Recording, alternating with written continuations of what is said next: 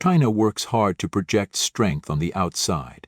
Global factory, modern military, sustainable growth, self-reliance. But if you step away from grand ceremonies and loud slogans and look down at ground level, dusty car lots, warehouses stacked with parts, maintenance logs, rushed drills, the feeling is the same. Trust is falling, and falling fast. The story seems split, economy and defense, but in reality they're two ends of the same rope. Pull one end, the other hurts. When firms chase output at any cost, corner cutting seeps into every nook. Cheaper materials, looser inspection, pretty paperwork. When the core tech is shaky, weapons gleam with paint but lack backbone. And when the market smells massaged numbers, the stock board answers immediately. Deep red. Cheap. Weapons are only cheap at purchase and expensive for life. The strategy of selling lower-priced arms to developing countries to plant the flag sounds clever at first. Easy to sell, easy to deliver, easy to entrench influence. But real-world operation shows the other side. Batches of trainers, fighters retrofitted from old airframes, budget-friendly air defense missiles, good enough radars. After a few years, the flaws show. Accidents, technical failures, and spare maps costs pile up, turning a bargain into a burden. Buyers demand accountability. Sellers blame operating conditions, improper maintenance, harsh environments. The bickering drags on, while trust evaporates. Even the closest partner has had to swallow bitter pills. FT-series upgrades with poor cockpit visibility and unreliable low-altitude handling that even veteran instructors fear. When tensions flare, the radar missile aircraft chain is tested in the first minutes. The weakest link snaps and the whole chain falls. A small battlefield is enough to implode strategic credibility. The bitter truth? Low price can't replace reliability. A contract signed in a rush can't compensate for years of painful operation, and once credibility is dented, no promotion can glue it back together. Electronic warfare, loud claims, weak performance. Today's air superiority belongs not to whoever has more wings, but to whoever hears, sees, speaks better. Strong jamming, strong anti-jamming, smooth sensor fusion, real-time data links. In this invisible arena, the gap with rivals is obvious. A show of force around Taiwan revealed radars at sea and in the air being blinded very quickly, even by older generation jamming. With newer EW rolled out, the equation only worsens. The problem isn't the shell of the platform but radar chips, signal processing algorithms, and whether the eyes, ears, brain of the entire formation talk fluently. You can build ships fast and hang a forest of launch tubes, but if the brain is slow, the muscles just swing at the air.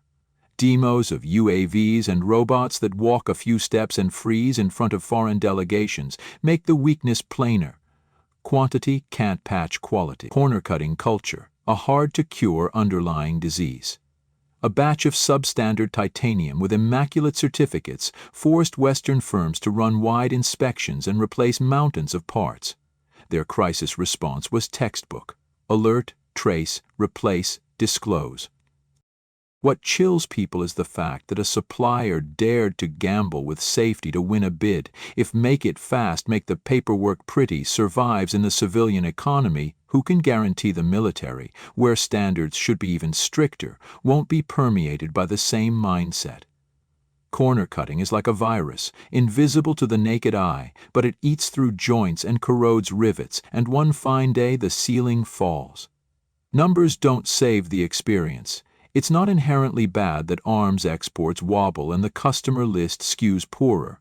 What's bad is that cheap at purchase becomes costly over the life cycle. Spares, training, C2 integration, software updates, ammunition compatibility added up, and it's no longer cheap. Clients don't usually shout, they simply don't buy again. They quietly shop elsewhere. In Europe, some miracle shield air defense systems have been punctured by intelligent long-range strike weapons. You don't need to be an expert to understand. What's branded cutting edge on the brochure may be just dark on the battlefield. The first 3 hours.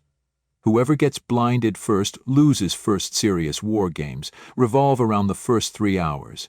kill satellites, blind sensors, knock out coastal radars, airfields, and launchers. One side fields a dense commercial satellite web and can relaunch quickly. The other relies on fewer military-civilian platforms with long launch cycles. The ISR/communications picture can shatter instantly. Fifth-gen air combat isn't just thrust and drag, it's a fight over eyesight. Long-range cruise missiles, anti-radiation bombs, stealth aircraft with strong EW, and nuclear attack submarines delivering punishing salvos turn shorelines into zones that require layered defense. The once fearsome A2/AD strategy is now being stress-tested in reverse. Deterrent icons that aren't refreshed in sensors, datalinks, and terminal guidance will fade, even vanish from official texts as if they never existed. Pretty. Specifications.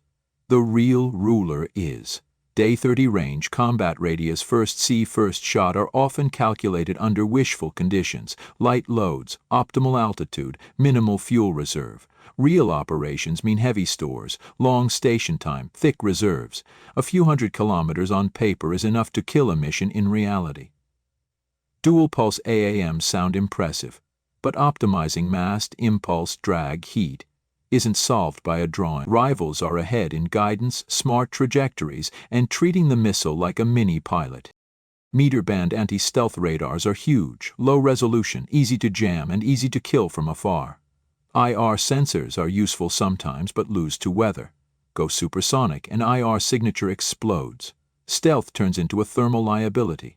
A deck fighter that looks like an F-35 doesn't equal an F-35 in systems. Shorter radius, thirstier engines, higher drag and fuel burn, weaker software sensor networking, and shaky deck reliability. Another mainstay fighter is heavy, less agile than its predecessor. It performs nicely but fights poorly.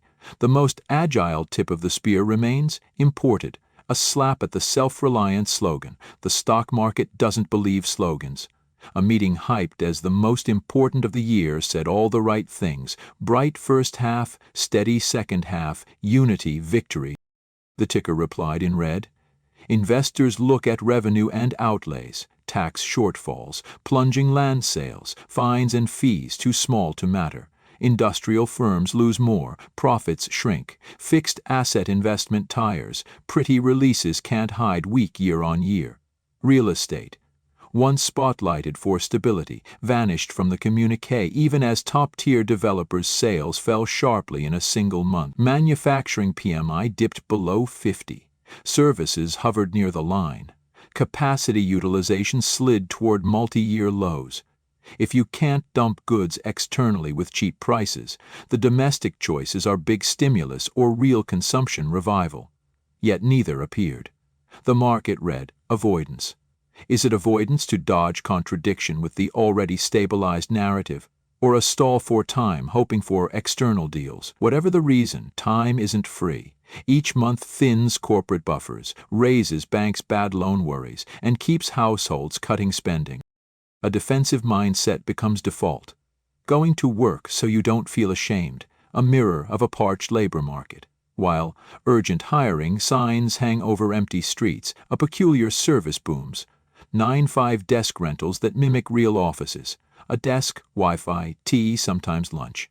Unemployed youth go to work there, keep routine, reassure family, and ward off depression from too many idle days at home. Owners are crafty. If you have skills, they pass you gig orders and rev share.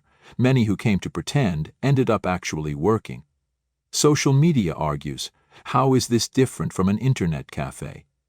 It's stricter, fewer distractions. Just count how many people clock in to see how severe unemployment is. Behind the noise is one truth: decent jobs are scarce. Degrees from bachelor to PhD have lost weight. Entry bars are higher, the private sector jammed, the safety net thin. Young people pay to pretend to be busy. A normal society doesn't generate such a model. The fact that it's booming means something is very abnormal. Nationalism. A fire that burns your own hand first, cranking up anti-US and anti-Japan rhetoric can rally the crowd in the short run. The price is a brittle public mood. A few attacks on Japanese nationals are enough to make the international community hesitate. Even with very harsh sentences, fear lingers. Who wants to bring family to travel, study, or work in a hot-tempered environment? To attract capital, technology, and tourists, you need more than interest rates and expressways. You need a sense of safety. Each shock is a scratch on the nation's paintwork. Enough scratches make a groove. The era of big and fast is over. Now we need durable and true. No one denies the strides in industry, infrastructure, or fleet size. But real strength isn't measured by parades or hull counts. It's measured on day 30 of a campaign. How fast parts wear, whether replacements arrive on time, whether software is buggy, whether maintenance is to standard, and whether reports tell the truth. The lesson now isn't scale up, it's dig deep. In defense, fewer slogans, more money for engines, guidance, signal processing, EW, sensor fusion, smart logistics. In the economy, drop the habit of investment as growth. Repay the past with future productivity. Give truth back to the numbers. Speak plainly to the market. Give private firms stable signals. Give households reasons to spend. In society, dial down confrontation. Real pride doesn't need shouting. A hospital ceiling that doesn't fall, a classroom that doesn't crack, a bridge that doesn't split, a statistical report without lipstick, and a real job for the young. These small things add up to national strength. Strip away the pageantry, and the picture is plain. Cheap hardware with costly life cycles, electronic warfare that blinks at the first glare, numbers airbrushed for headlines, and a labor market so brittle that people pay to pretend to work. That isn't deterrence, it's liability. In a real fight, the first 3 hours won't be about slogans, but about sensors, software, logistics, and truth. Without honest data and hard fixes, engines, guidance, EW, supply chains. Beijing's arsenal remains theater gear, and its paper tiger risks meeting a matchstick. Markets have already voted with red screens. Neighbors are hedging, allies are hardening, and even friends are quietly stepping back from Chinese kits that underperform when it counts. Propaganda can rally a crowd. It cannot jam a radar, patch a kernel, or rebuild trust after a crash. So the question isn't whether Beijing can roar, it's whether the paper catches fire before the glue sets. When steel on land and steel at sea both falter, confidence follows. Fix the core, or watch the myth of might collapse under its own echo. You've been watching China Undercover, cutting through spin with verifiable analysis. If this helped you see past the noise, share it, leave a comment, and subscribe. We'll keep following the facts, because reality doesn't blink.